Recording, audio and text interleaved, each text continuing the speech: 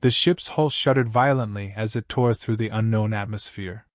Captain Orion Graves gripped the seat, teeth gritted, as the Endurance bucked and groaned like a beast in agony. The screeching noise of metal on metal filled the air, and the warning lights blared red across the control deck. "Brace for impact!" Graves shouted, his voice cutting through the chaos. The bridge crews scrambled to secure themselves.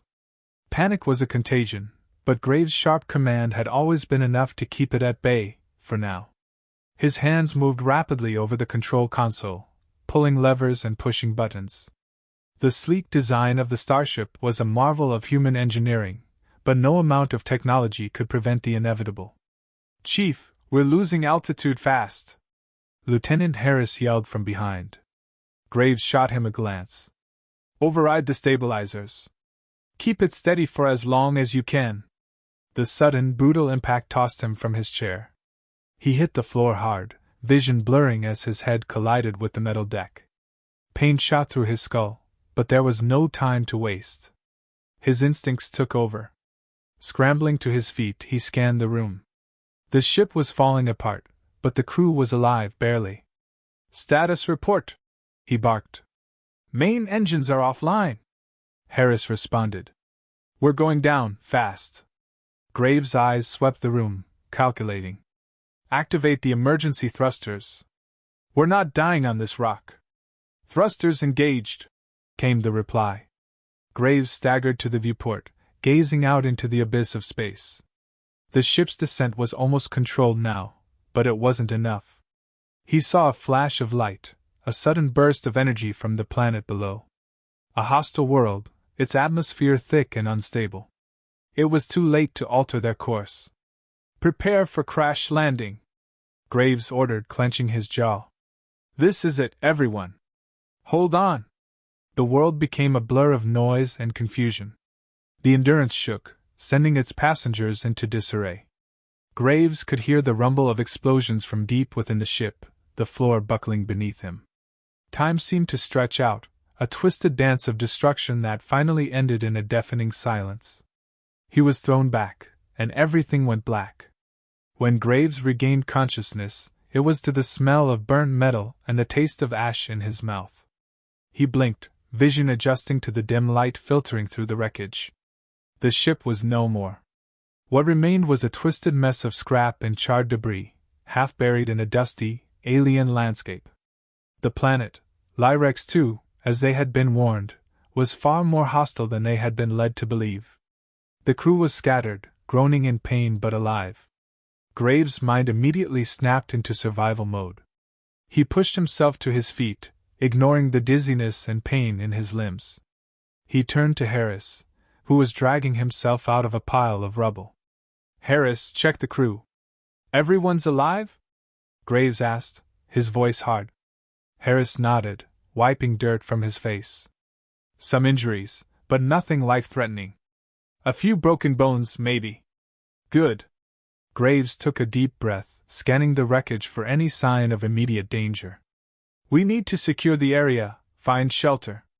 I want a perimeter established, now." He didn't wait for a reply. His mind was already moving, calculating their next steps. The planet's sky overhead was an eerie red, the air thick with dust and the oppressive weight of isolation. They had no way of knowing what had caused their crash. One thing was certain, there was no rescue coming. Not unless they found a way to survive. It didn't take long for the first signs of strangeness to show themselves. Graves and his crew set about salvaging what they could from the wreckage, dragging medical supplies and ration kits from the remains of the ship. As they moved farther from the crash site, Graves began to notice something odd. Through the haze, he saw shapes, figures, silhouettes, standing in the distance, motionless against the jagged mountains that loomed on the horizon. His eyes narrowed. "Who's out there?" he muttered, more to himself than anyone else. At first, he thought they might be survivors from the ship, but there was something unnatural about the way they stood, statuesque and still. The wind picked up, swirling the dust around them, but the figures didn't move. Graves squinted, heart pounding in his chest. Then, one by one, the figures began to walk toward him. As they drew closer, Graves' pulse quickened. They were women, alien women, their beauty striking and otherworldly. Their skin shimmered in the dim light, some with hues of violet, others pale as moonlight. Eyes glowing softly, they moved with an eerie grace, their expressions unreadable. Their features were so alien, yet there was something mesmerizing, almost familiar, about them. A voice from behind him broke the silence.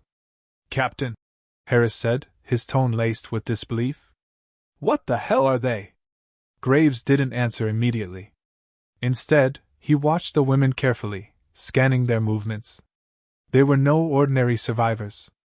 One of the women stepped forward, her eyes locking onto Graves. Her beauty was striking, smooth silver skin, long dark hair that flowed around her like liquid, and eyes that seemed to hold centuries of wisdom. Despite the chaos of the crash, she stood with the poise of someone who had seen more than the universe could offer. "Are you human?" the woman asked, her voice soft yet filled with a strange power. Her accent was alien, but the words were perfectly clear. Graves felt a chill run down his spine. He took a cautious step forward. "Yes." "Who are you?" Her lips curved into a faint smile, but her eyes never wavered. "We are something else. We have been brought here, just as you have." Graves felt a mix of suspicion and awe. "Why are you here?" She tilted her head slightly, as if the answer was not for him to know just yet. "We were not meant to be. But now, it seems we are part of your journey. Just as you are part of ours." Graves' thoughts were racing. His mind, sharp as ever, began to piece things together. These women had survived, just as they had. But how? And more importantly, why? The wreckage, the alien sky, the strange, uninhabited world, it all felt too much like a coincidence. "Stay close," Graves ordered, his voice steady. "We need to figure out what's going on here. Now." As the alien women circled around, Graves couldn't shake the feeling that their appearance on this planet was far more than a strange twist of fate. Whatever their connection was to this desolate world, it was only the beginning of a far more complicated mystery. The makeshift camp was a bleak sight under the alien sky. Graves paced the perimeter, his boots crunching against the jagged rocks beneath. He couldn't shake the feeling that the wreckage wasn't the only thing scattered around here.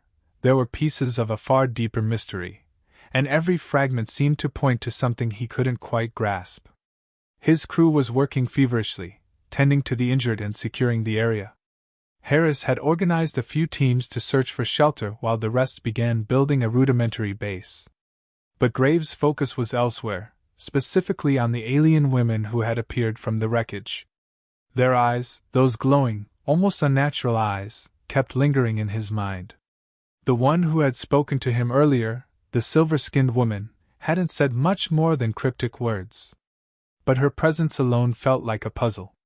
A delicate piece in a much larger game. "Captain?" Harris's voice broke through his thoughts, and Graves turned to see him walking toward him, holding a datapad. "Any progress on the search?" Graves asked, keeping his tone neutral. "Nothing concrete, but we've found some shelter near the ruins." Harris paused, glancing at the group of alien women sitting near the fire. "They're different, sir. They don't act like anyone we've ever met. It's like they're waiting for something." Graves frowned. He noticed it too. The alien women were unnervingly still, as if trapped in a moment of contemplation. They weren't speaking much, barely moving except for their leader, who occasionally exchanged a few words with Graves in an unfamiliar tongue. The other women, though, remained distant, seemingly lost in their own thoughts. Graves couldn't help but wonder if they were waiting for something, or someone.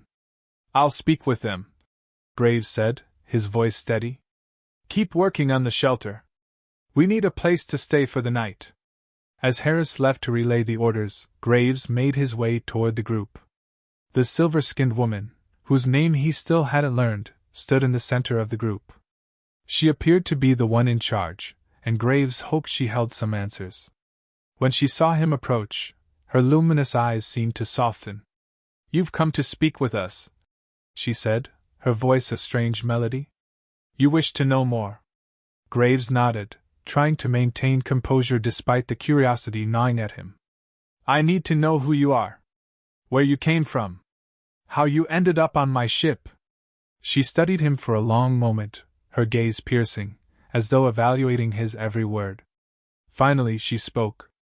We did not come with you, Captain Graves. We are the chosen, awakened by the planet's call. Graves felt a chill creep down his spine. The planet's call? She gestured vaguely toward the jagged mountains that loomed in the distance. Lyrex II is not a barren rock. It once held the power of a civilization far beyond your understanding. We were drawn here, from many corners of the galaxy, to fulfill a purpose we do not fully grasp. Graves narrowed his eyes. And that purpose? The silver-skinned woman stepped closer, her eyes locked with his. To protect what remains of this world. And to keep it from falling into the wrong hands. Graves felt the weight of her words settle on him. She wasn't speaking in riddles, not entirely. There was a sense of urgency, a warning in her tone that suggested something far more dangerous was on the horizon. Something far bigger than the crash itself. Who is after this planet? Graves asked, his voice quiet but firm. Her expression hardened slightly. Someone already searches. Someone who does not care for the balance of power. At that moment, the group of women shifted slightly, their eyes turning toward the horizon as if they sensed something approaching. Graves turned his attention back to the woman in front of him. Who is it? Who's coming? The woman's face remained stoic, though there was an unmistakable tension in her posture. Not a who, but a what? Graves frowned, confusion overtaking him. A what? An empire, she continued. One that has fallen but seeks to rise again. The man who leads it will stop at nothing to use the planet's power for his own ambitions. Graves' heart skipped a beat. It didn't take much imagination to figure out who she was referring to. Zayreth. Meanwhile, just outside the camp, Zayreth Kaldor stood watching, hidden from view by the twisted trees. His eyes narrowed as he observed Graves interacting with the alien women. He had been waiting for the right moment to make his move. His patience, as always, was impeccable. He had heard the whispers of the planet's power, the stories of a long-lost civilization whose knowledge could alter the course of the galaxy. He had been close to discovering the secrets of Lyrex II before the human ship had arrived, and now, he would take what was rightfully his. Zayreth's fingers flexed around the hilt of his weapon, his mind already calculating his next move. The humans were expendable, but the women, they were key. He had sensed their power the moment he laid eyes on them, their connection to the planet's forgotten force. They would be his tools, whether they realized it or not. As Zayreth turned to leave, his lips curled into a smirk. The time to act was near. Back at the camp, Graves' mind was racing. The pieces were starting to fall into place, but there were still too many unanswered questions. Why were the alien women brought here? What exactly was the power they guarded? And why had they been drawn to his ship? He needed more information, but it was clear now that the situation was far more complex than a simple crash. The arrival of Zayreth, the mysterious nature of the women, and the ancient power that lay dormant beneath the planet's surface were all intertwined in ways he couldn't yet understand. As he turned back to the camp, he saw the women moving in sync, as though some invisible force was guiding them. Their leader was already walking toward him, her face unreadable. We must prepare, she said. The time of reckoning is upon us. Graves felt the weight of her words settle in his gut. The clock was ticking, and whatever came next, it would change everything. Prepare for what? Graves asked, his voice barely above a whisper. The woman's eyes flickered with something close to sorrow. For the one who comes to claim this world. And for the battle that will decide its fate. Graves stood silently, his mind racing, but one thing was clear, they were no longer just survivors. They were part of something much larger, a story that had already been written in the stars. And whatever role he played in it, there would be no turning back. The sun had nearly disappeared behind the jagged peaks of Lyrex II's desolate mountains, leaving only a pale, sickly glow in its wake.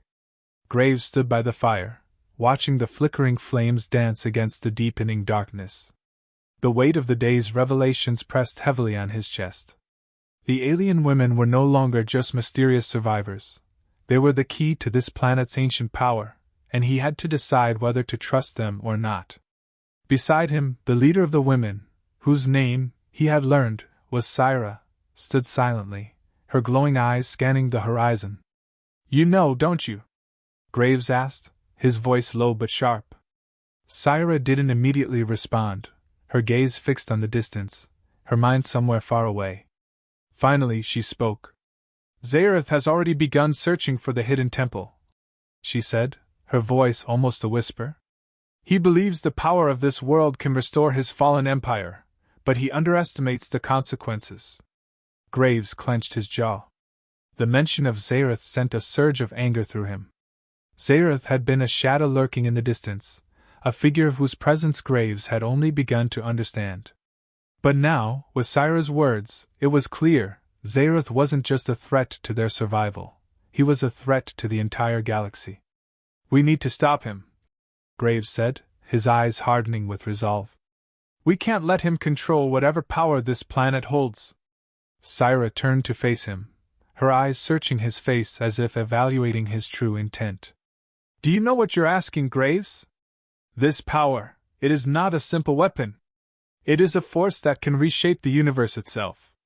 Even if you destroy Zayreth, the consequences of wielding such power, they cannot be undone." Graves met her gaze, unwavering. "I don't care about the power, Syra. I care about stopping him from using it to destroy everything. And I care about getting my people off this planet." A long pause followed, the weight of her silence pressing on him. Then, finally, she nodded. "Then you must trust me, Graves. You must trust us," she said softly. Hours later, the camp was on high alert. Graves' crew had set up makeshift defenses around their shelter, using what little they could salvage from the wreckage.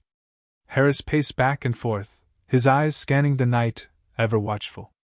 "I don't like this," Harris muttered under his breath, eyeing the distant silhouette of the mountains. "It feels like we're sitting ducks out here." "We don't have a choice," Graves replied, his tone firm. "Zayreth is out there somewhere, and he's not going to wait around for us to figure things out. We need to be ready." Just as Graves was about to add more to his plan, a figure appeared in the distance, moving toward them from the shadows.